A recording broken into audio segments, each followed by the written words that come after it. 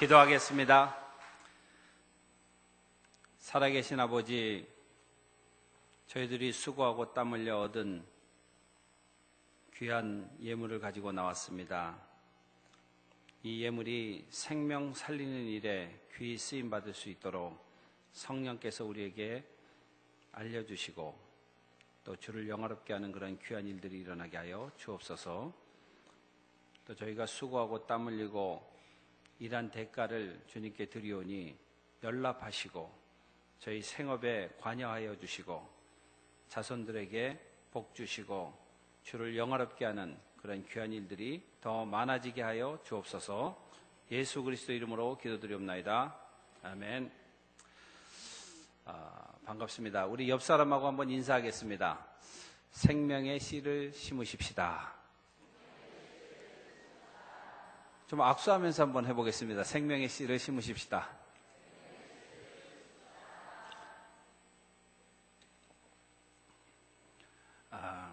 씨를 심지 않고는 열매를 얻을 수가 없습니다.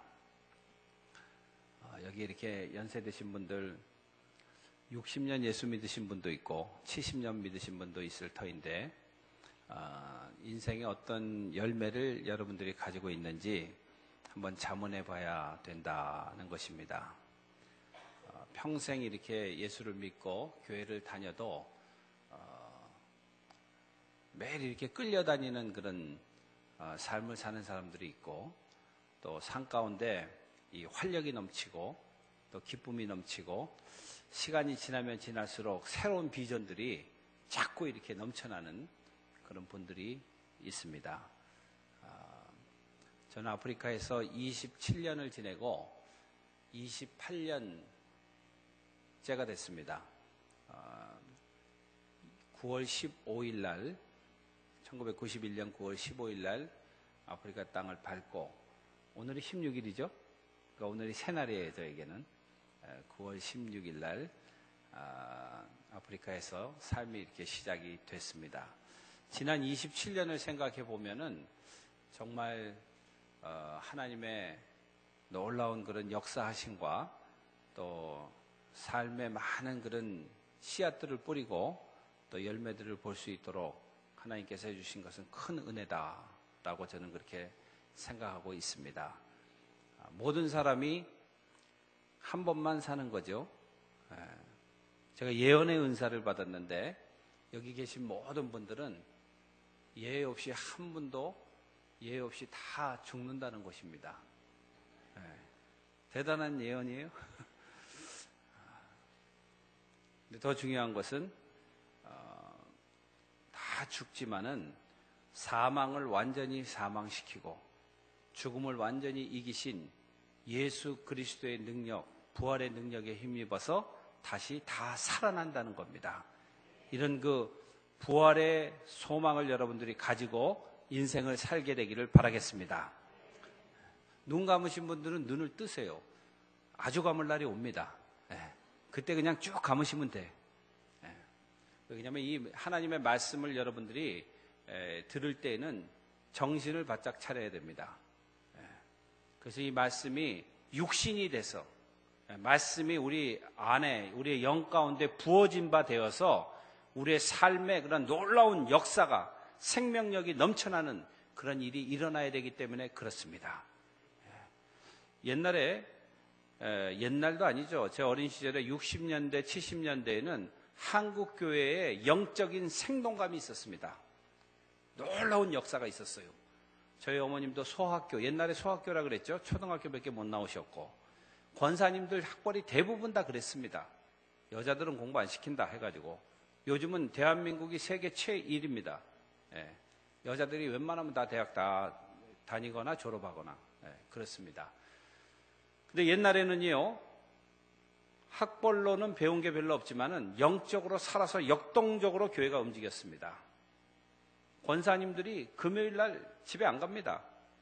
금요일 날 하나님 앞에 나와서 기도하고, 여기 아마 그런 분들이 그 영적인 젖을 먹고 자란 분들이 많이 있으리라고 믿습니다. 어머님 세대에. 그때 너무 가난하고 어렵고 대한민국이 1962년도에 국민소득 62달러입니다. 근데 경희대학교 학생들에게 물어봤어요. 우리나라가 25년 후가 되면은 국민소득이 얼마나 될 것이냐. 답을 뭐라고 했을 것 같아요? 많이 잡아가지고 300불 될 것입니다. 300불. 30만 원이죠. 근데 아무도 예상하지 못하고 정말 세계가 놀랄 만한 그런 경제 성장을 이루고 영적인 성장을 이루고 전 세계에 수많은 선교사들을 파견하고 27,500명 정도 그렇게 선교사가 나가 있는데 제가 27,500명 선교사들이 속해 있는 그 KWMF라는 코리안 월드 미셔너리 펠로십이라는 그 단체의 사무총장일을 보게 됐습니다. 그래서 많은 지역을 이렇게 다니면서 세계 여러 나라들을 이렇게 보게 됐는데 정말 한국 선교사들이 지구촌 구석구석에 안 꽂혀 있는 데가 없어요. 가서서 전부 다 열심히들 일하고 있습니다. 예배당을 세우고 교회를 세우고 복음을 전하고 학교를 세우고 지역사회를 위해서 봉사하고 하는 일들을 하고 있는데 이게 하나님의 은혜가 크도다. 근데 이게 참 신비로운 게 세계 교회가 신비롭게 생각하는 게 우리나라가 경제 성장률을 보면은요 선교사의 파송 숫자하고 같이 간다는 거예요.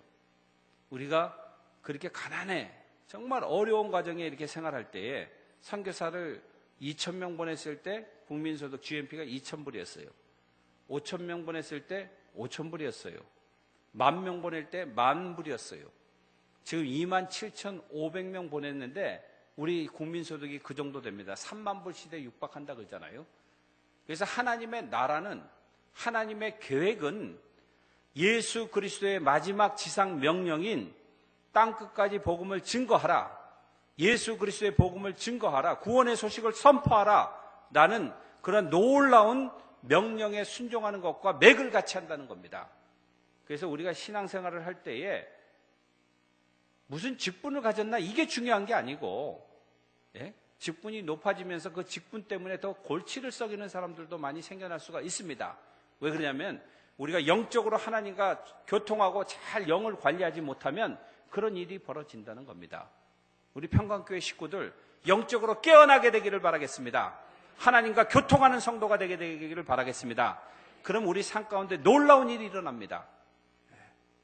제가 짧은 시간에 다 말씀드릴 수는 없지만은 오늘 조금 교회에 대한 이야기를 좀 하고 오후 시간에는 이 교회 밖에서 무슨 일이 일어나는가에 대한 그런 이야기를 좀 하려고 합니다. 하나님께서 세상을 창조하실 때 완전하게 창조하셨습니다. 며칠 동안 창조하셨어요? 왜 말들이 없으세요?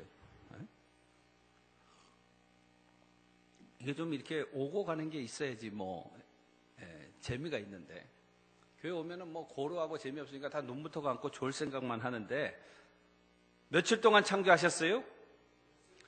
6일 동안. 하나님께서 첫째 날 빛을 창조하시고 기뻐하셨고 둘째 날, 셋째 날, 넷째 날 창조하면서 하나님께서 기뻐하셨고 에덴이란 뜻은 히브리 말로 기쁨이란 뜻이에요.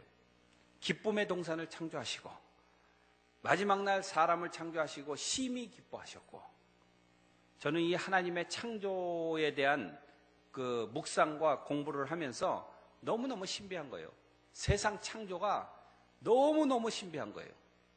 이 도시에 이렇게 묻혀서 제가 33살, 한국 나이로 33살에 아프리카로 갔는데 33년 동안 전혀 깨달아 보지 못했던 그런 자연의 신비, 하나님의 창조의 신비 이런 것들을 아프리카 가서 막 깨닫기 시작하는데 정말 아무것도 없는 광야 같은 데에서도 여호와 하나님께서 이 식물들이 자라게 하시고 나무가 자라게 하시고 동물들이 자라게 살아가게 하시고 정말 놀라운 거예요. 그 모든 피조물들의 생존 능력이라는 것은 정말 신기하기 짝이 없는 거예요. 성경에 보면은 개미에게 지혜를 배우라. 잠언에 그런 말씀 있죠? 그런 설교 들어보셨어요? 개미에게 지혜를 배우라. 아니 무슨 개미가 무슨 지혜가 있나. 요만한 미물인데 손으로 꾹 눌러도 금방 죽어버리는 개미인데, 아유, 그런 것들을 저는 평생 예수를 믿어도 한 번도 들어보지 못했어. 성경에 읽고도 무슨 뜻인지.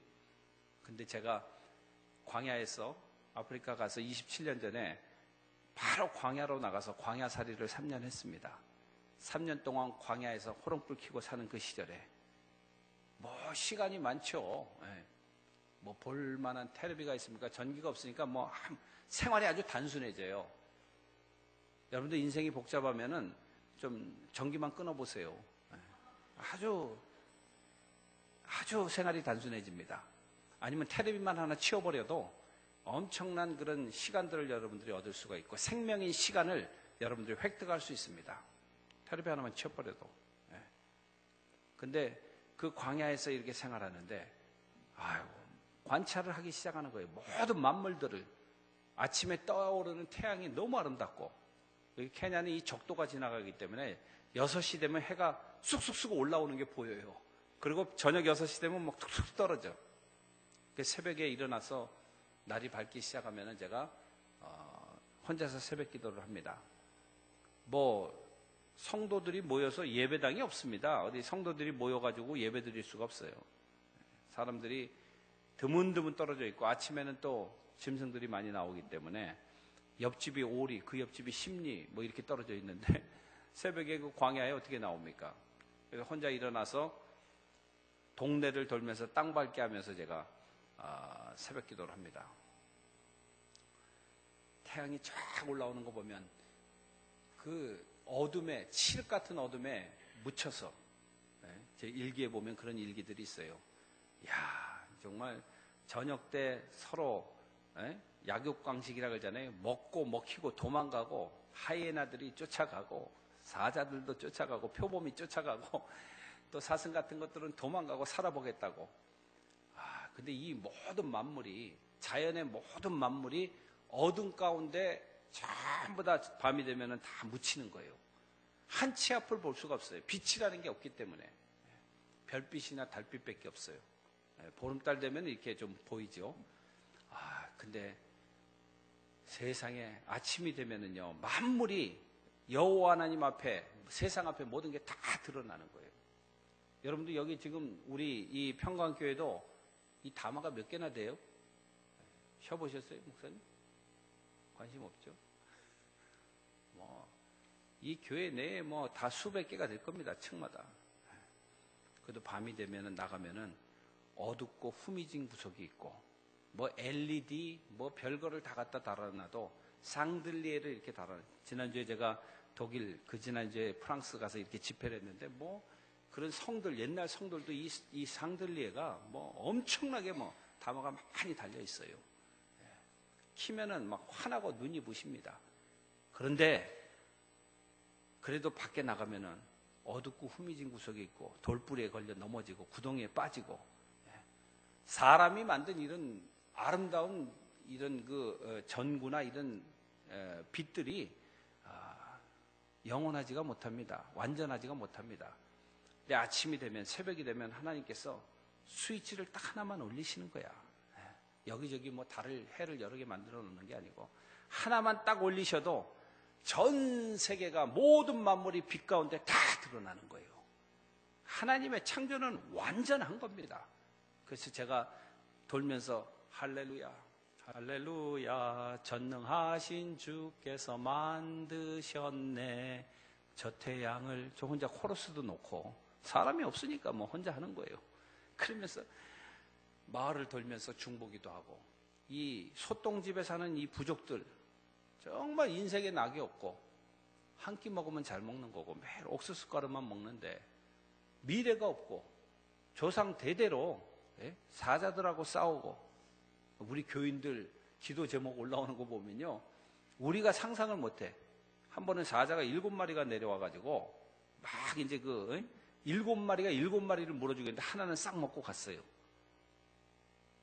그 다음 주 금요일 천야 예배 때, 금요 예배 때 기도 제목이 사자로부터 우리 소를 보호해 주옵소서. 이게 기도 제목이야, 이게.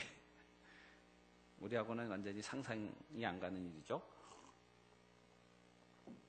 그런데 그 돌아다니면서 그 땅의 복음화를 위해서 기도하고 예수 그리스도의 복음을 증거하고, 교회가 부흥 안 한다고 목사 탓하지 마세요.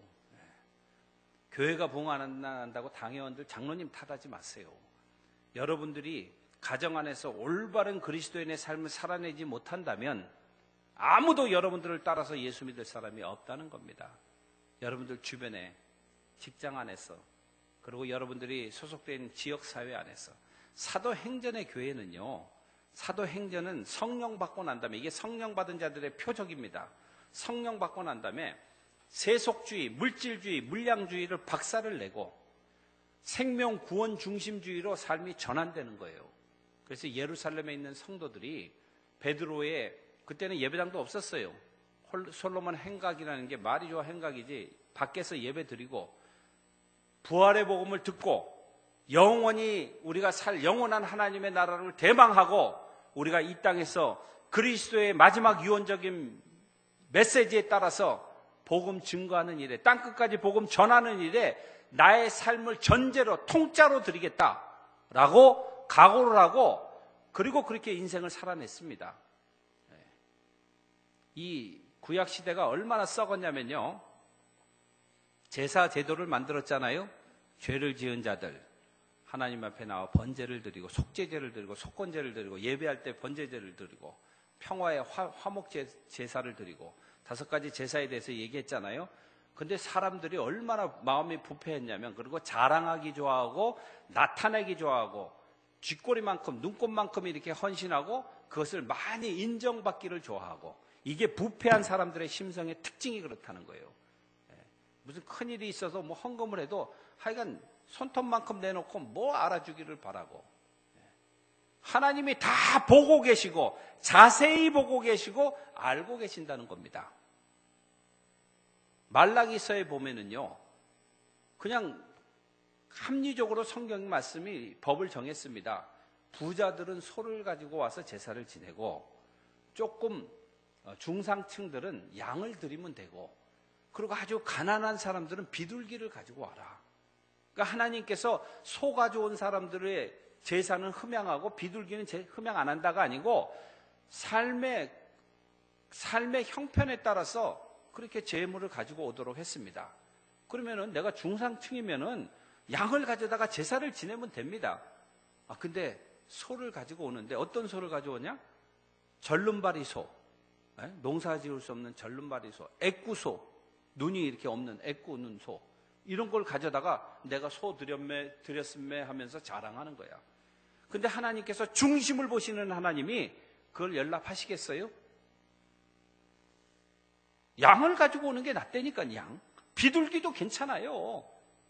그런데 나 소 드렸다, 나 좀 알아달라, 고개 빳빳이 들고 어깨에다 힘주고, 그렇게 하는 그 제사는 하나님께서 받지 않으실 뿐만 아니라, 성경 그대로 제가 말씀합니다, 그 사람들 얼굴에 분을 발라볼 것이다. 무슨 분자예요? 똥분자, 똥을 발라버릴 것이다.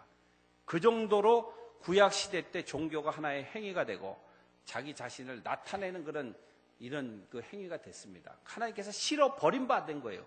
근데 하나님의 성령을 받고 난 다음에 사도행전에 보면 성령을 어떻게 받았어요? 그냥 가만히 있으니까 성령이 내려왔어요? 제가 한번 설명해 드릴게요. 예수님께서 6월절에 어린 양으로 십자가에 돌아가셨습니다. 그럼 며칠 동안 무덤에 계셨어요?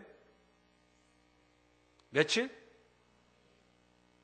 3일간 계시고, 3일 후에 사망을 완전히 사망시키시고 사망의 종지부를 찍었습니다. 예수를 믿는 자들은 부활을 믿을진저 완전히 사망의 종지부를 찍고 다시 살아날 날이 반드시 온다는 것을 믿는 자들입니다. 그러니까 여러분들요, 너무 죽음을 두려워하지 마세요. 죽어야지 다시 사는 겁니다. 죽어야지 영생하는 겁니다. 안 죽으려고 발버둥 치지 마세요. 저희 아버님이 몇 년 전에 가셨는데 연세가 드셔가지고 풍이 오셨어요. 누워 계시다가 고통을 많이 당하고, 장로님이셨습니다. 그리고 가시는데 그 병원에서는 이 산소 호흡기를 끼라는 거예요. 산소 호흡기를 끼면은 생명은 부지, 숨은 쉬는 거야. 아무 수족도 못 쓰고 아무것도 못 하는데 삼성의 이모 씨 마냥 그러고 있는 거예요. 몇 년을. 그 자식으로서는 어떻게 할 수가 없어요. 그렇잖아요. 의사는 그렇게 또 이걸 끼우고 뭘 자꾸 해야지 이제 병원도 유지가 되고 수입이 올라가고. 근데 저희 어머님은 4대째 예수 믿는 가정이에요. 외할머님도 기도의 사람이었고 외할아버지 전부 다 장로님 가정이에요. 저희 어머님이 자식들 다 있는데 딱 선포하는 거야. 이제 80이 넘었는데 85세 되셨는데 85세 때인데 이제 그만 하나님의 나라로 보내드리자. 산소호흡기 하지 말자. 자식들 입장에서는 그걸 어떻게 얘기하겠어요. 아버님인데. 근데 어머님이 딱 결단하시더라고. 우리는 영생을 믿는 자들이고 하나님의 나라를 대망하는 자들인데 이제 수를 다 했다고 생각되니 보내드리자. 그래서 떼고 보내드렸습니다. 그리고 염을 할 때 제가 가가지고 진짜 이제 돌아가셨죠? 숨을 거두셨어요. 그래서 제가 아버님 안수 이렇게 하면서 하나님 이 종을 하나님께 올려드립니다. 하나님 연락해 주옵소서. 그러고 보내드렸어요. 여러분들요, 이 땅 살다가 가는 것이 잠깐 있는 일입니다. 진시황이 평생 영원토록 살 것 같아요? 다 헛된 일이고 헛된 꿈이에요. 반드시 우리가 죽을 날이 오는데 아무도 모릅니다. 근데 반드시 살아날 날도 온다는 것입니다. 이런 부활의 신앙을 가지고 신앙생활 하다가 하나님의 나라에 입성하게 되기를 바라겠습니다. 3일 후에 다시 일어나셔서 사망 권세를 이기시고 며칠 동안 제자들에게 보이셨어요? 며칠? 40일. 목사님만 대답을 해요. 40일 동안 뭘 가르치셨어요? 40일 동안 하나님의 나라에 대해서 가르치셨습니다. 다른 주제에 대해서 성경은 설명하고 있지 않습니다. 하나님의 나라, 영원한 하나님의 나라, 너희들이 올라갈 하나님의 나라, 거기에 대해서 예수님께서 말씀하셨습니다. 그리고 승천하시기 바로 직전에 유언을 남기신 거예요. 그러니까 십자가에서 유월절 어린 양로 돌아가시고 43일째 되는 날 승천하시면서 예루살렘을 떠나지 말아라. 그리고 하나님께서 약속하신 보혜사 성령 선물을 기다려라. 우리가 하나님께로부터 부여받는 가장 큰 선물은 보혜사 성령입니다. 하나님의 성령이 우리 가운데 임하면 우리의 인생관이 달라지고 세계관이 달라지고 우리의 생명 관리, 시간 관리 능력이 달라지고 우리의 재물 관리 능력이 달라지고 우리의 인간관계가 달라지고 모든 것이 하나님의 성령에 의해서 변화된다는 것입니다. 그래서 성령을 받으라는 거예요. 성령을 기대하라는 거예요. 근데 예수님이 제자들에게 며칠 동안 기도하라고 얘기하지 않습니다. 보혜사 성령을 보내주신다고만 약속을 하셨어요. 좀 속 시원하게 딱 기간을 줘서 일주일이면 일주일, 한 달이면 한 달 딱 주면 좋잖아요. 한 달만 견디면 성령이 오는데, 근데 그런 약속 없어요. 그냥 성령을 기다리라는 거예요. 그러니까 제자들이 이제 마음 가운데 지금 외적으로는 로마의 군대들, 헤롯 땅 정치인들, 그리고 유대 종교 바리새인들, 서기관들, 종교인들 전부 다 예수 믿는 사람들, 예수랑 함께 있던 제자들을 잡아서 감옥에 가두려고 눈이 전부 시뻘개진 거야. 전부 다 찾아다니라고 정신이 없는 그런 상황 가운데 있습니다. 그 얼마나 심적으로 두렵겠어요? 자기네들이 어제 모여 있으면 언제 들이닥칠지 모르는 거예요. 여러분도 그런 경험이 없잖아요? 그런 종교적 박해 경험이 없잖아요.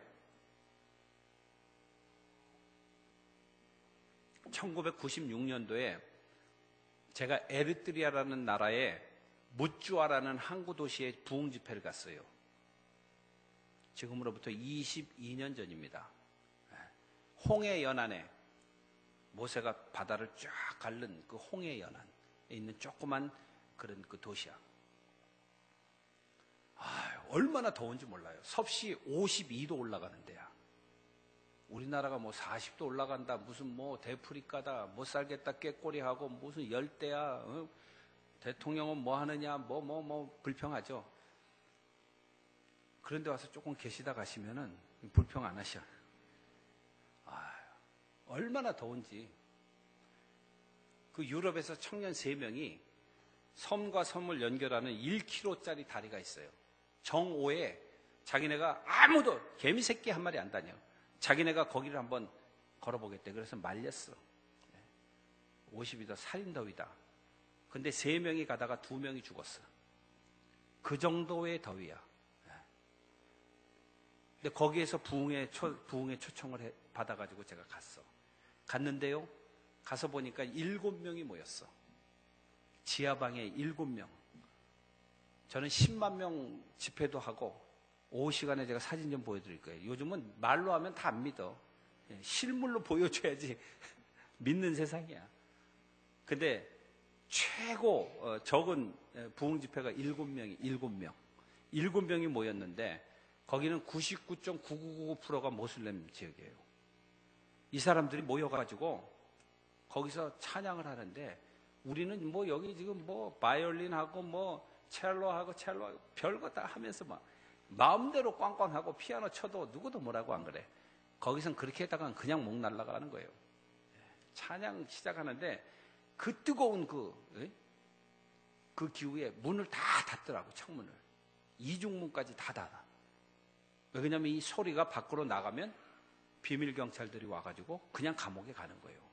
그러니까 찬양을 하는데 안테무스카나이네 그 아마리거로 주님 정말 주님께서 당신은 정말 주님이십니다 이런 찬양을 하는데 나는 찬양하면서 그 소리를 삼키는 걸 처음 봤어요. 그때 소리를 밖으로 내는 것이 아니고 소리를 삼키는 거야. 막 간절하게 기도하니까 막 눈물이 쏟아지는 거야. 사람들이. 이 사람들이 얼마나 종교적인 박해가 심했으면 저렇게 주님을 찬양할까. 거기서 말씀을 전하는데 옛날에 한국에 차장이 있었잖아요. 차장. 푸시 우먼들. 10,000원 버스에 막 미는 있었어요? 없었어요? 여기 다들 뭐 시침이 뚝 떼고 나는 뭐 그런 건 모른다는 듯이 아이고 어릴 때 그 회수권 버스표 11장 만드느라고 차차차 잘라가지고 가난한 그 시절에 저도 어릴 때 뭐 우리 고모가 벌써 이제 초등학교 들어갈 나이인데 너 5살이라고 그래. 차비 안 내려고. 초등학생은 차비 내야 되니까 5살이라고 그래. 우리 고모가 이북에 너무 가난하니까 그래가지고 그거 좀 면제 받으려고 그런 가난한 시절이 우리 대한민국에 있었잖아요. 근데 그 차장이 한 사람이 거기 집회에 참석했어요. 그 설교를 하는데 무슨 설교했는지 저도 몰라. 근데 그 장면만 기억해. 이 자매가 나오더니 막 회개하고 기도하고 자기가 2년 동안 띄어먹은 11조를 교회에다 내겠다는 거야. 정직한 11조를 안 하고 2년 동안을 띄어먹었대. 차장이 돈을 얼마를 받겠어 도대체. 푼돈이지. 그러면서 2년 동안 밀린 11조를 자기가 교회에 드리겠다. 그런 간증이 제가 생각납니다. 근데 제가 거기에서 얼마나 이 박해가 종교적인 핍박이 두려운 건가를 저도 그냥 가서 몸소 체험하는 거예요. 이 제자들이 바로 그랬습니다. 예수님을 믿는 따라가는 자들은 언제 와서 잡아갈지 모르고 언제 감옥에 투옥될지 모르는 거예요. 그러니까 이 제자들이 스스로 이제는 기도하기 시작했습니다. 불과 43일 전에 예수님께서 감람산에 올라가서 땀방울과 핏방울이 섞여서 기도를 막 하잖아요. 요한복음 17장에 보면은 주제는 하나됨입니다. 요한복음 17장은 하나님과 나가 하나 되고 제자와 제자가 하나 되고 하나 되게 하소서라는 제목으로 기도를 막 정말 간절히 기도할 때에 베드로는 뭐 했어요? 같이 올라가서 뭐 했어요? 같이 기도했어요? 아, 이 교회 식구들은 대답을 안 해. 이 벙어리도 아닌데 왜 대답들을 안 하셔? 예수님이 기도하실 때 제자들은 다 졸았어. 졸음에 빠졌어요. 주님이 가서 깨우면 번쩍 정신 나가지고 또 중얼중얼 하다가 또 졸음에 빠지고 또 번쩍 깨서 몇 번 깨우셨어요? 잠에 몇 번 빠졌어요?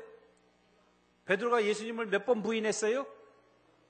여러분들요, 기도하지 않으면 잠에 빠져 있으면 주님을 부인하게 되어 있습니다. 평강교회 식구들 깨어나게 되기를 바라겠습니다. 요만한 재정 때문에 몇십만 원 때문에 주님을 부인하고 도적질하고 이런 일들이 잠에 빠진 자들은 영적으로 죽은 자들이에요. 자녀에 대한 소망도 두지 마세요. 내가 잠에 빠져 있다면, 영적으로 내가 잠에 빠져 있다면 아이들에 대한 기대를 두지 마세요. 애들이 뭐 그냥 얌전하게 목사님 닮아서 교회 잘 다니고 신앙생활 잘하도록 저절로 되는 게 하나도 없습니다. 여러분들 깨어 있어야 돼요. 작정하셔야 돼요. 살려야죠. 죽으라고 고생해서 대학교 공부 다 시키고 뼈 빠지게 공부했는데 얘네들 주님 놔버리고 지옥 아랫목으로 다 떨어진다고 생각해 보세요. 끔찍한 일이지.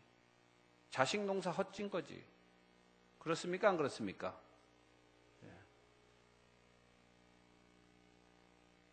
영적으로 살아서 역동적으로 움직이고 사회를 바꾸는 그런 자녀들을 만들어야 되지 않겠습니까? 무슨 더 바랄 게 뭐가 있겠어요? 더 바랄 게 뭐가 없습니다. 감람산에 올라가서 이제 스스로 자기가 졸던 장소가 이제 기도하는 장소로 바뀌었어요. 가서 기도하는 거예요. 밤이 맞도록 기도합니다. 그래도 마음속에 있는 그 두려움, 예수님의 명령에 순종했다고 환경이 바뀌는 거 아니에요. 여전히 로마 군대들 여전히 있고 정치 박해자들 여전히 있는 거예요. 내려와가지고 그래도 불안해. 그래서 어디로 들어가요? 마가 다락방으로. 다락방 기도의 시초가 거기 있습니다. 산상 기도의 시초가 거기 있습니다. 제가 오늘 오후에 산상 기도의 폭발적인 능력에 대한 이야기를 좀 하려고 하게. 실제적인 실화를 얘기하려고 그래요. 예고편입니다. 예고편.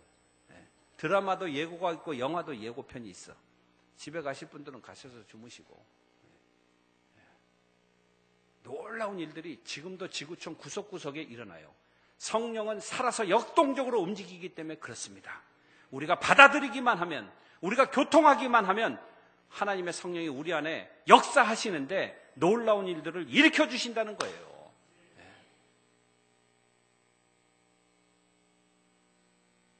마가다락방에서 기도하다가 하나님의 성령이 임하잖아요. 성령은 언제 임한다?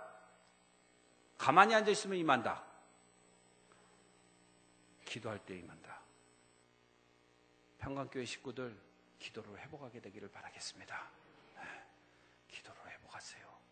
영적인 교통을 회복하세요. 누구하고 사귀느냐가 인생을 좌우하는 거예요. 어떤 친구를 만나느냐가 인생을 좌우하는 거예요. 어떤 선생을 만나느냐, 이게 인생을 좌우하는 거예요. 그저께 제가 서천에 가가지고 하여간 끔찍한 비극의 얘기를 하나 들었어. 선생을 잘 만나야 되는데 폭력하는 선생을 만난 거야. 똑똑하던 앤데 폭력을 당하고 어릴 때부터 폭력에 대한 두려움을 얘가 가지고 있는 거야. 아버지도 엄하고 한번 따뜻하게 안아주지도 않고 따뜻 말도 안 하고 맨날 잘못했다, 너 엄마 닮았다 그러고 그러면서 계속 꾸중하고. 근데 군대 해병대 가가지고 또 폭력을 당한 거야. 그 머리가 가버렸어요. 돌아버렸어. 신학교 다니다가 신학교 다 그만두고 인생 폐인이 됐어. 그저께 얘기를 듣고 너무너무 가슴이. 선생을 잘못 만난 거야. 폭력적인 선생을 만난 거야. 여러분들요, 누구를 만나느냐가 우리의 인생을 좌우하는 겁니다. 성령을 만나게 되기를 바라겠습니다. 날마다 만나셔야 돼, 날마다. 그게 우리의 인생의 미래를 바꾸는 거예요. 우리 자손들의 삶을 바꾼다 이겁니다. 오늘 집을 나서기 전 기도했나요? 오늘 받을 은총 위에 기도했나요? 오늘 아침에 나오기 전에 무슨 기도하셨어요? 아, 옛날이요? 난 기도 같은 거 옛날에 해보고 안 해, 이제. 다 졸업했어. 네. 여러분들, 눈 뜨면 여호와 하나님 앞에 나가고, 지성소에 나가고, 하나님과 대면하고, 여호와 하나님 앞에 기도하고, 하나님께로부터 명령을 듣고, 실행하고, 하나님 능력 주실 것을 믿고, 인생을 하루하루 살아간다면, 놀라운 열매가 맺혀지게 되리라고 믿습니다. 하나님께서 모든 만물을 다 창조하죠. 닭에게는 알 낳는 재주를 주고 소에게는 우유를 생산하는 재주를 주고 무슨 삼다수 마시고 에비앙 먹고 뭐 아이시스 마셔서 내는 게 아니에요. 빗물이든 흙탕물이든 뭐든지 마셔도 다 소화하고 정화해서 우유를 낼 수 있는 그러한 기능을 하나님께서 만드셨고 하나님의 창조는 완전하고 열매지향적이고 뭐든지 닥친 대로 다 먹어서 닭인데 뭐든지 먹어도 벌레도 박테리아도 뭐든지 먹든지 다 알을 생산해내고 어떤 구정물을 갖다 보도 다 열매를 나무들이 생산해내고 하나님의 창조는 완벽하고 열매지향적이라는 것을 여러분들 반드시 아시게 되기를 바라겠습니다. 우리는 그럼 인생 우리는 무슨 열매를 창조하는가? 우리가 알을 낳을 수가 없어요. 혹시 여기 알 낳는 분들 계세요? 네. 알 낳는 분들 있으면 제가 정말 가서 절하겠습니다. 소처럼 우유를 생산해 못 내지만 열매를 생산해내는 나무와 같이 그렇게는 할 수 없지만 우리는 어떤 열매를 맺냐면 영적인 열매를 맺는 거예요.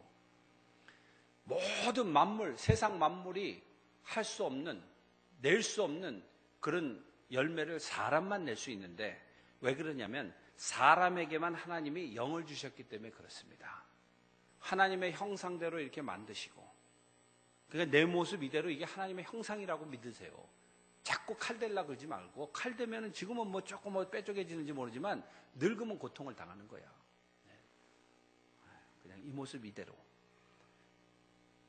근데 하나님께서 이렇게 만드시고 저는 사실 굉장히 부잣집에서 이렇게 자라다가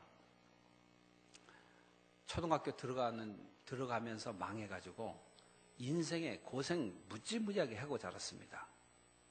저는 대한민국에 그런 동네가 있는지도 몰랐어. 독박골 들어보셨어요? 혹시 그 동네 출신 있으세요? 불광동에서 그 산 꼭대기 넘어가는 동네 이름이 독박골이야. 독박골. 거기서 6개월 살다가 또 쫓겨가고 그 당시에는 전세 계약이 6개월이었어요. 6개월 지나면 또 올려달라 그러고 또 올려달라 그러고 돈이 없으니까 올려주지 못하니까 계속 이미그런트 그러니까 이 유목민처럼 이렇게 다니면서 이렇게 하여간 서울 변두리 일대는 다 살아봤어요. 성남시 지금은 신구대학 생기고 좋아졌는데 그 동네 이름이 달나라 별나라야. 달하고 별하고 가깝다 그래서 별나라 달나라. 하여간 별 희한한 동네들 다 살아봤어요. 고생이란 고생을 즉사게 하고 요즘은 뭐 한참 지난 얘기긴 합니다만은 오렌지족이라고 압구정동 오렌지족 들어봤어요? 그 다음에 오렌지족 흉내내는 애들을 낑깡족이라 그래. 요만한 낑깡족. 저는 걔네들 아주 씨도 없을 때 배족으로 이미 거기 진출한 거예요. 배족으로. 중학교 2학년 때. 거기 한참 개발될 때 영동 제일 먼저 생긴 게 영동 시형 아파트입니다. 5층짜리 걸어 올라가는 거. 거기 지을 때 저희가 텐트 치고 제가 중학교 때 가서 그 노무자들 상대로 과일 장사했어요. 엿장사하고. 그 압구정동이 소망교회 그쪽 거기 현대아파트 거기가 다 배밭이었어. 언덕에. 돌배. 기억나세요? 돌배? 잘못하면 이빨 부러지는 배가 있어. 돌배. 딱딱한 거. 한참 씹어야지 단맛이 조금 날까 말까 해. 어제 누가 그 게스트룸에다 배를 이렇게 깎아 넣어놨다고 근데 저는 배 하나 다 먹었어. 딴 건 건들지도 않고. 이야, 배가 그냥 넣자마자 그냥 목구멍으로 그냥 넘어가. 얼마나 단지. 근데 그 옛날에는 그 돌배 자전거, 짐 자전거 타고 중학생 때, 그리고 텐트 안에서 자면서, 그래 고생하면서 인생을 그렇게 살던 그 시절이 있습니다. 그런데 그 어려운 시절에도 제가 잘 지나갈 수 있었던 게, 제가 비전이 있었어요. 꿈이 있었어요. 중학교 1학년 때 나는 목사가 되기로 결심을 했고, 고등학교 때 새벽기도 하면서 난 선교사가 돼야 되겠다라는 결심을 했고, 제가 고등학교도 못 들어갔습니다. 장사하느라고 무슨 뺑뺑이 돌리는 시절에 웬만한 애들은, 아주 못 들어간 애들은 특이종들이야. 특이종. 그 특이종 중에 하나야. 그래서 제가 야간 고등학교 다니면서 그렇게 인생을 살아갔던 시절이에요. 그러니까 제대하고 난 다음에 그 다음에 이제 다시 이제 인생 역전 해가지고, 비전이 있으니까, 비전이 있으면은 이 에너지가 이게 안에서부터 밖으로 나오는 거예요. 그래서 공부를 해가지고 영문학을 공부하고 대학원 가다가 지금 하나님께서 은혜 주셔가지고 미국에 가서 제가 박사학위도 하고 장신대 가서 교수도 하고, 그렇게 인생이 역전이 됐는데, 그 동력은 어디에 있냐? 동력은 하나님과의 영적인 교제에 있었다는 거예요. 사람에게만 하나님께서 영을 주셨습니다. 알 잘 낳는 닭도, 우유 잘 내는 소도, 집 잘 지키는 개도, 아이고 개들이 오늘 아침에 일어나서 오늘 동그라미 다이어그램 이런 플래닝 이 계획표 만들어서 몇 시부터 몇 시하고 몇 시부터 몇 시, 그런 개 봤어요? 집에서 아무리 애완경으로 키우고, 미국에 가니까는 개 이 손톱 깎는데 한 달에 $25 가던데. $25. 왜 그러냐면 손톱 길면은 이 카우치를 카우치가 뭐지? 그 소파를 긁으니까, 이게 비싼 그 소파를 긁으니까 그거를 못하게 하려고 깎는데, $25면은 아프리카 포코 지방의 그 학교 유치원 교사 월급이, 한 달 월급이 $25야. 25,000원. 근데 개 손톱 깎는 거하고 한 달 선생 월급이랑 같아. 세상이 참 아이러니한 세상입니다. 이런 그 모든 짐승들은 영이 없기 때문에 미래적인 계획을 세울 수가 없고, 미래지향적인 비전을 가질 수가 없어요. 사람만이 가질 수 있는 거예요. 사람만이 영적인 비전을 품을 수 있고, 생명 살리는 비전을 가질 수가 있고, 사람만이 하나님이 주신 니샤마, 영, 스피릿, 요것을 가지고 하나님과 교통할 수 있습니다. 그러니까 하나님과 영적으로 교통하는 사람은 놀라운 영적인 열매를 이 세상에 맺을 수가 있고, 교통하지 않는 사람은 닭이나 소만도 못한 인생을 사는 사람도 있을 수 있다는 거예요. 왜 그러냐면 우리는 영적인 열매를 생산하도록 창조된 피조물이기 때문에 그렇습니다. 우리 평강교회 식구들, 여러분들이 하나님께로부터 부여받은 영을 열어놓고 하나님의 성령을 초대하고 교통하고 영적인 계획을 세우고 열매를 맺는 그런 귀한 삶 살게 되기를 바라겠습니다. 아이고, 몇십 년 예수 믿었는데, 죽을 때가 다가왔는데 아무 열매가 없어. 하나님의 나라에 올라가서 입성해서 무슨 보고하시겠어요? 내가 드라마 몇 편 봤는데 대단합디다. 내가 드라마 개근입니다, 이래봬도. 내가 집 한 60평 지내고 살다가 왔는데 땅이 몇천 평이 있었는데 한 평이나 그거 갖고 올라갈 수 있겠어요?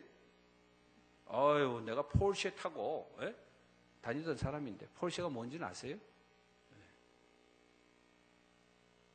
지난주에 독일에 갔더니 폴쉐가 많이 다니더라고. 아우토반에 막 200km, 250km 달리는 고속도로에.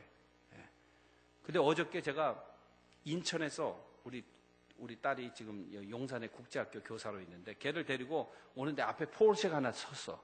빨간 폴쉐가. 그래서 한국에도 폴쉐가 다니네. 아빠, 이거 우리 학교에 많이 있어.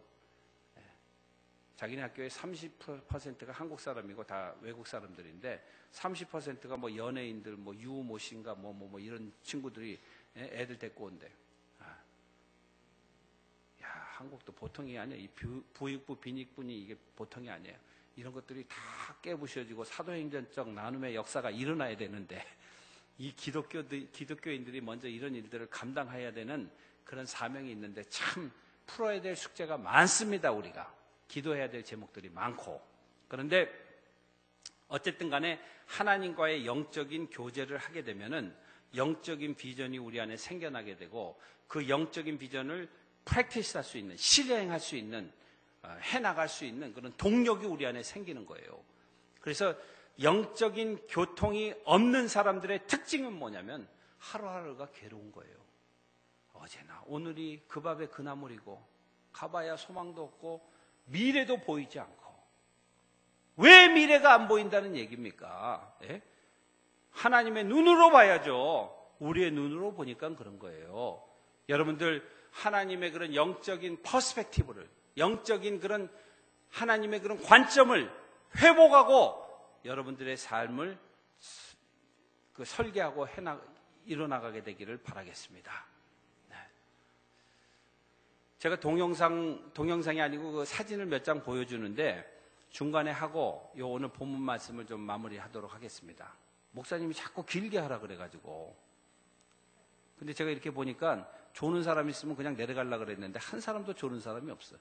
네. 재미없으면 그만할까요? 그거 한번 틀어줘 보세요. 지금으로부터 80년 전에 저기 자세히 보면 1938이라고 써 있습니다. 제가 우리 가문으로부터 우리 할아버지로부터 받은 유산이 이거 한 장이야. 사진 한 장, 흑백 사진 한 장이에요. 이게 평안북도 철산에 있는 철산읍교회입니다. 2층 교회, 2층으로 기어졌고 쫙 이렇게 흰 옷 입은 성도들이 계단에 앉아가지고 교회 이제 그 헌당할 때 드린 예배 때 찍은 사진이에요. 저희 할아버지가 저 왼쪽 편에 그쪽에서 보시면 오른쪽에 그쪽에 서 계시는 분인데 얼굴은 식별할 수가 없습니다. 오래된 사진에다가 흑백이기 때문에. 근데 저희 왕고모가 돌아가셨는데 왕고모가 너희 할아버지가 여기 있다라고 얘기해 주는데 어디 있는지 잘 모르겠어요. 근데 머리가 이렇게 벗어지시고 키가 자그마시고 그분이 너희 할아버지다. 그런데 제가 왜 이 사진을 보여주냐면요. 왜 이게 저에게 영적인 유산이고 세상에 어떤 그 유산보다도 더 귀한 유산이라고 말씀드리냐면 저희 할아버지가 이 교회를 지을 때 스토리가 있습니다. 저희 아버지는 이 당시에 너무 어리셔가지고 1929년생이시니까 이 교회를 짓기 전에는 10살 미만이었습니다. 잘 기억을 못 하셔서 그런지 저한테 이 스토리를 한 번도 들려준 적이 없습니다. 근데 우리 아버지의 제일 큰형님은 이북에서 부모님을 모셔야 된다 그래서 공산당들이 막 넘어올 때 이남에 안 넘어오고 거기에 그냥 남아 계셨어요. 할아버지 모시려고. 우리 할아버지는 이 교회를 내가 버리고 떠날 수가 없다. 교회를 지켜야 된다. 그리고 이남에 안 오시고 아들만 넷을 이남에 내려보내셨는데 아들 5 형제 중에 그 중에 2은 전사했어요. 6.25 때. 그리고 2은 살았어요. 근데 그 2번째 형님이 연세가 좀 있으세요. 미국 캘리포니아로 이제 LA로 이민을 가신 거예요. 근데 제가 LA 쪽에 집회를 갔다가 이 할아버지가 조카가 왔다고 밥을 산다는 거야. 그래서 3불짜리 점심 때 먹는 뷔페가 있어요. 미국에도 3,000원짜리 뷔페가 있어요. 그 당시에. 거기를 초청을 받아서 제가 가는데 벌써 이 노인이 먼저 와서 기다리시는 거예요. 그 당시에 벌써 8순이 되셨어요. 제가 가는데 지팡이를 짚고 관절염이 있으시니까 조카 아들이 온다고 일어나셔서 천천히 이렇게 걸어오시는 거야. 아유, 앉아 계시라고. 아니야, 목사가 오는데 내가 장로가 그래도 일어나서 맞이해야지 하면서 오시는 거야. 그래서 둘이 앉았는데 앉아서 이 이야기를 해주시는 거예요. 우리 아버지가 우리 큰아버지 아버지니까 우리 아버지의 아버지도 되잖아요. 우리 할아버지. 그래서 우리 아버지가 젊었을 때 애들이 계속 하나 둘 셋 넷 나오고 딸이 셋이고 8남매를 뒀는데 교회에서 예배를 드리다가 예배를 드리는데 여자 성도들이 예배 드리는 그 켠에 대들보가 무너져가지고, 그러니까 교회가 그 당시에는 이 강대상에 있으면은 쐐기형으로, 여기 어르신들은 그런 경험 있나 모르겠어요. 쐐기형으로 이쪽은 남자 성도, 이쪽은 여자 성도 이렇게 예배를 드렸어요. 남녀 7세 부동석이고 문화적으로 같이 앉으면 이건 있을 수도 없는 일이야. 옛날 같으면 여러분도 그렇게 같이 못 앉아 있습니다. 당신은 저쪽 방으로 가. 그러니까 이쪽을 복원해야 되니까 우리가 예배당을 다시 지으십시다. 그때 저희 할아버지는 목재 장사를 하셨는데, 자식들이 많아지니까 집을 넓혀야 되잖아요. 그래서 집을 새로 짓기 위해서 다 이렇게 나무하고 돌하고 그 다음에 돈하고 이걸 다 모아 놓으셨던 차라. 근데 교회에서 목사님이 그래 광고하시니까 집에 와서 자식들을 다 모았어요. 그리고 하는 얘기가, 오늘 목사님으로부터 주의 집을 지어야 된다는 광고를 들었다.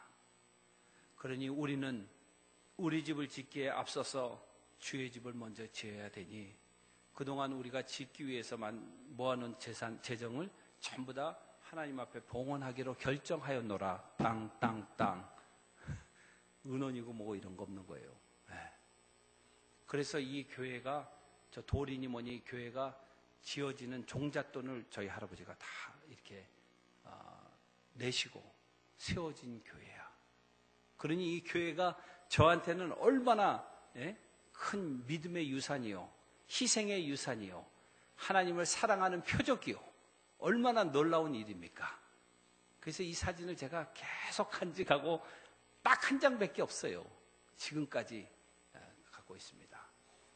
근데 제가요, 그 간증을 듣기 전에 2002년도, 2003년도 그때에 하나님이 저에게 어떤 비전을 주셨냐면, 그동안 사람들을 쭉 훈련을 많이 시켜놨는데 그 사람들을 통해서 예배당을, 교회를 건축하라, 예배당을 건축하라, 이런 비전을 저에게 주셨어.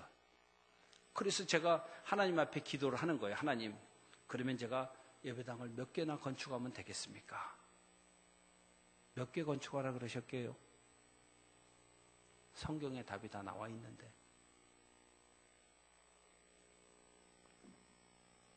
하나님께서 예배당을 100개를 건축하라, 그런 비전을 저에게 주셨어요. 100개. 근데 하나님이 우리에게 이런 거룩한 비전을 주실 때 돈도 좀 같이 주시면 참 좋겠는데, 항상 돈은 안 주셔. 제가 요거 케이스뿐만 아니라 많은 간증들이 있어요. 그런데요, 중요한 거는요, 하나님께서 비전을 주시면 믿음으로 그 비전을 받으면 여러분들이 열매를 반드시 보게 된다는 거예요. 아유, 허무맹랑한 이야기 하지 마십시오. 그러면 아무 일도 일어나지 않아.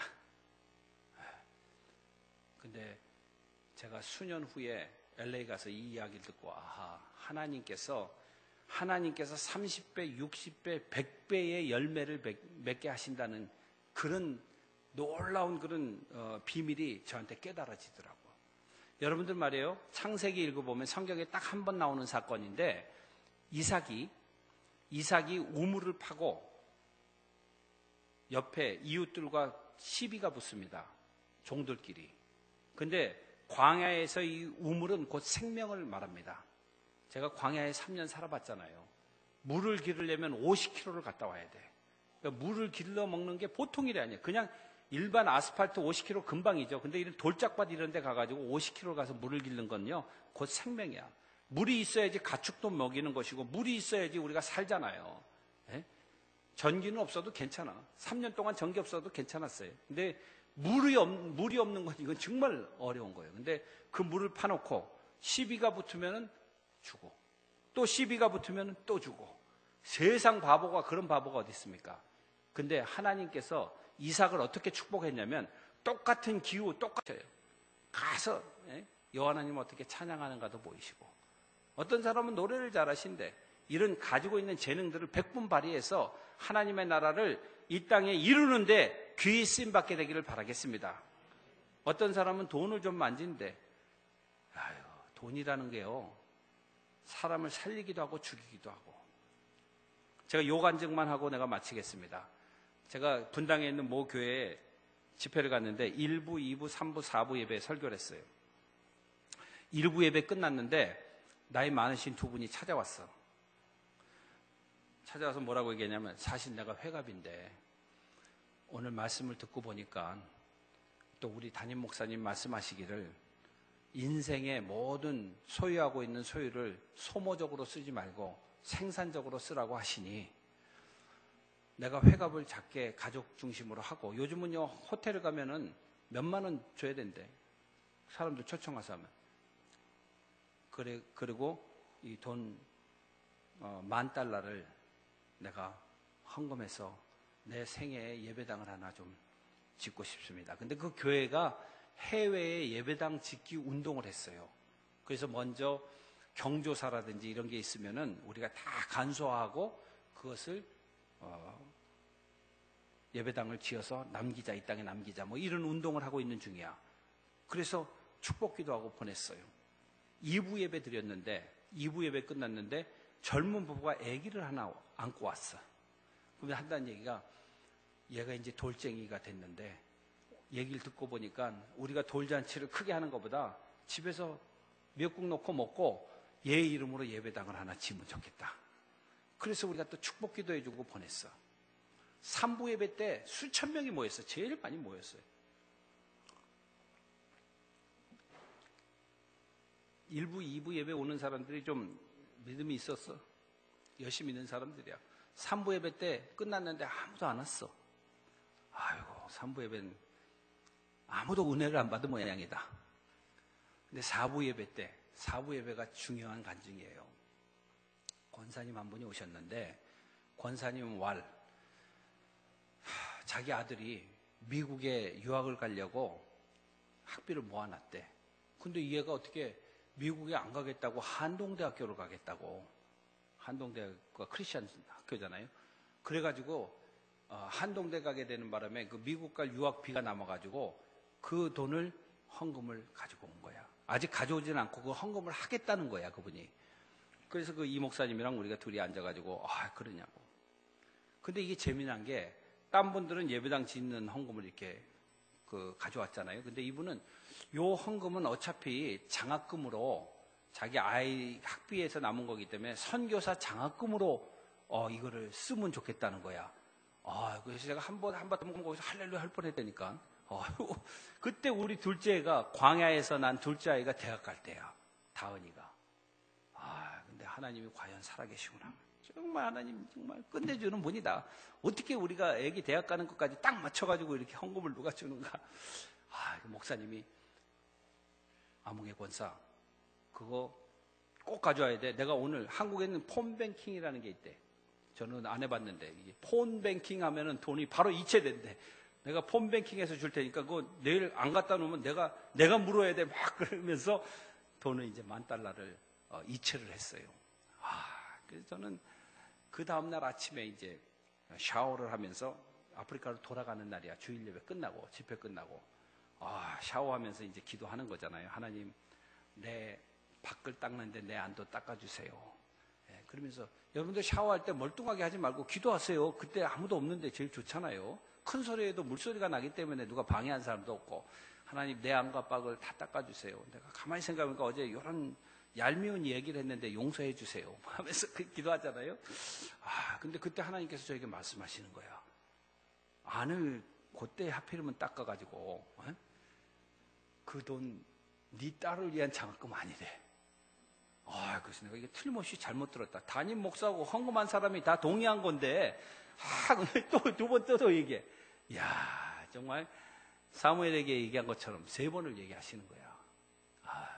제가 그런 경험이 몇 번 있어요. 그래서 특이한 경험들이 있을 때가 있잖아요. 그래서 물어봤어요. 그럼 하나님, 이거를 어떻게 하면 좋겠습니까? 그거는 아프리카 고아들을 위한 장학금이래. 그래가지고, 그러십니까? 그리고 아프리카로 돌아갔는데, 돌아가자마자 우간다에 집회를 갔어요. 우간다 갔더니 그 샤드락 목사라고, 목사가 47명의 고아들을 데리고 있더라고. 근데 이 샤드락 목사가 얘네들이 학비가 필요한데, 중학생, 고등학생 학비가 필요한데 지금 학비가 없어서 학교를 못 간대. 그래서 제가 만불을 거기다 고스란히 주고 애들 47명 다 학교 보내라. 그거 다 보냈어. 그럼 우리 딸은 어떻게 됐어 이제? 이게 우리 딸이 문제야. 우리 딸은 학교도 못 가는 거지 이제. 근데 하나님이 살아계신 분입니다. 이 애가 학교에 칼빈 대학에, 미국의 칼빈 대학이라고 거기다 이제 어플라이 해가지고 입학 허가를 받았어요. 근데 돈이 없잖아요. 근데 하나님께서 미국의 CMF라고 크리스천 미셔너리 펠로십이라는 미국 선교단체가 있어요. 미국 애들만 위해서 장학금을 주는 제도가 있는데 우리는 뭐 아프리카에 고 미국에 뭐 아무 관계도 없죠. 영주권도 없는데. 근데 거기에서 16,000달러 장학금을 우리에게 주기로 결정을 한 거야. 이야, 이럴 때만 아멘들 하셔. 근데 더 놀라운 거는 Forever 21이라는 옷 만드는 회사가 있어요. Forever 21. 들어보셨어요? 네.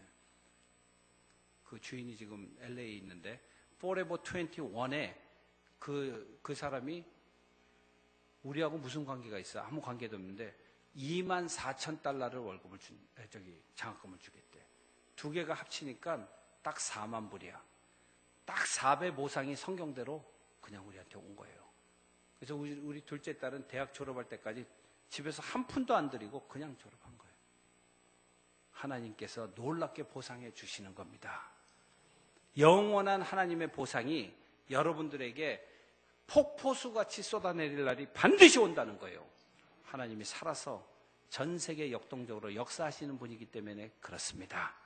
남은 인생 동안에 우리가 가지고 있는 자산을 잘 헤아려서 시간과 재정과 지식과 재능과 이런 것들을 생명의 씨앗으로 자꾸 환원해서 이 땅에 심고 큰 열매 거두도록 기대하고 기도하고 살다가 주님 만나는 은혜가 있게 되기를 바라겠습니다.